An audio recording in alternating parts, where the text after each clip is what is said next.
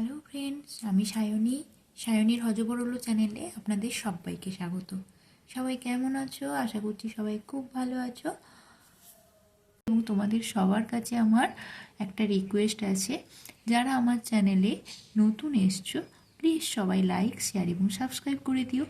আর যারা পুরনো বন্ধুরা আছো তারা কিন্তু অবশ্যই কমেন্ট করে জানিও ভিডিওটা কেমন লাগলো এবং আমার ভিডিওগুলো কেমন লাগছে, বা তোমরা আরও নতুন নতুন কিছু রেসিপি দেখতে চাও কি না সেটাও অবশ্যই কমেন্ট করে জানিও। তো চলো শুরু করা যাক। আজ আমি বানিয়ে দেখাচ্ছি খিচুড়ি আর ডিম ভাজা এবং পাঁপড় ভাজা। তো চলো আজকে শুরু করা যাক খিচুড়ির রেসিপিটি।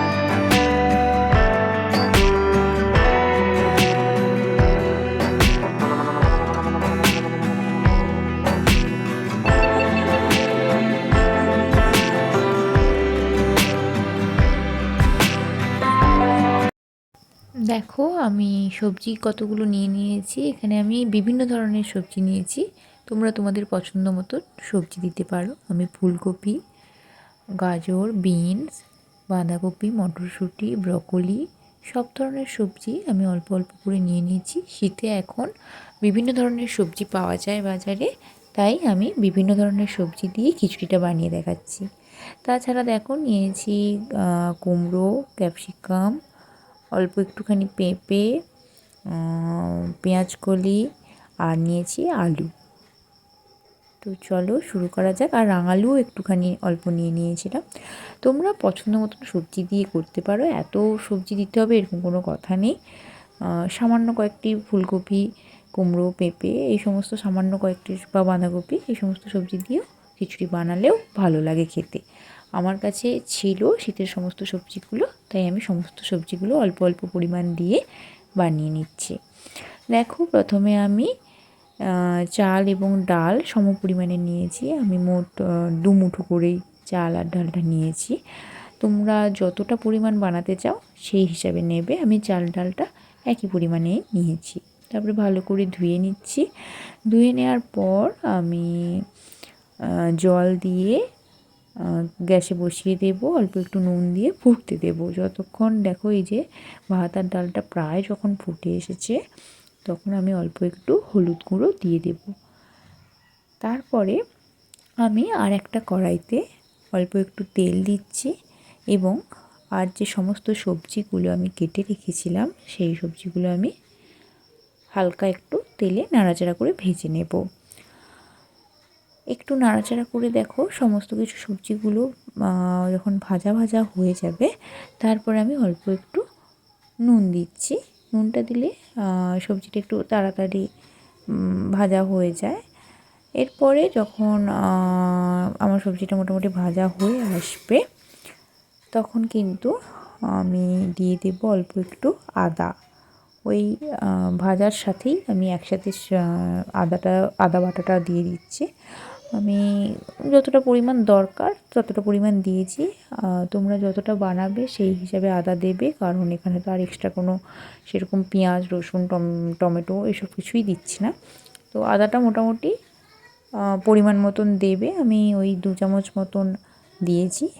তারপরে মোটামুটি ভাজা হয়ে গেছে, একটুক্ষণ ঢাকা দিয়ে রেখে দিয়েছিলাম। সবজিগুলো প্রায় ভাজা হয়ে গেছে এবং আদাটাও ওর সাথে দিয়ে হালকা নাড়ে নেড়ে চেড়ে নেব।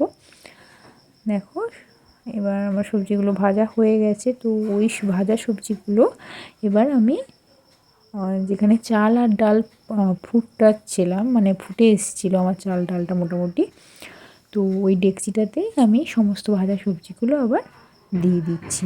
দিয়ে ভালো করে বেশ কিছুক্ষণ হতে দেবো। আরও যতক্ষণ না মিক্সড হচ্ছে ততক্ষণ কিন্তু হতে দিতে হবে।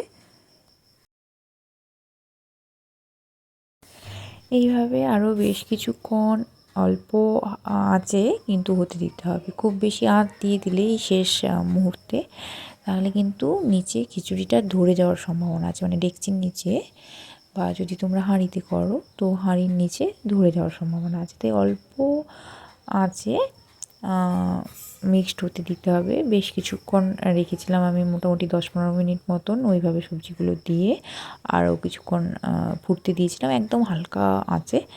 তারপরে দেখো আর একটা কড়াইতে আমি অল্প একটুখানি ঘি দিয়ে পাঁচফোড়ন দিচ্ছি, কাঁচা লঙ্কা দিচ্ছি আর একটুখানি গরম মশলা, লবঙ্গ, দারুচিনি, এলাচ এগুলো অল্প একটু দিয়ে ওই ভাজা যে ঘির সাথে যে পাঁচফোড়নটা ভেজেছি ওইটা পুরো মিক্সটা আমি খিচুড়িতে অ্যাড করে দিচ্ছি।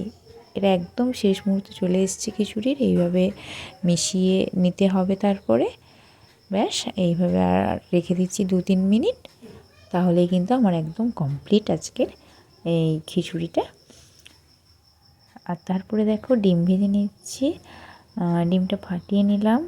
তারপরে অল্প একটু পেঁয়াজ কুচি দেব, পেঁয়াজ আর লঙ্কা কুচি, আর অল্প একটুখানি নুন দিয়ে মিক্সড করে নিচ্ছি।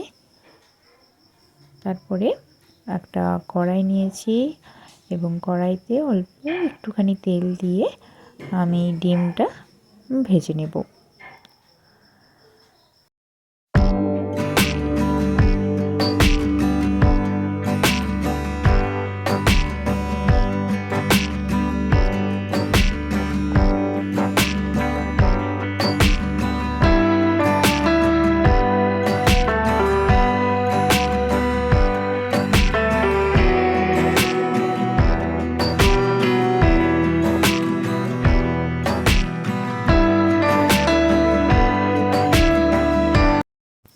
এরপর দেখো আমি পাঁপড়গুলোকে এইভাবে একটা জালি বসিয়ে, তার জালি বসিয়ে এইভাবে সেঁকে নিচ্ছি। এরকম পাঁপড় ভাজাগুলো কিন্তু খেতে আমাদের খুব ভালো লাগে, তাই আমরা এইভাবেই পাঁপড় ভেজে খাই।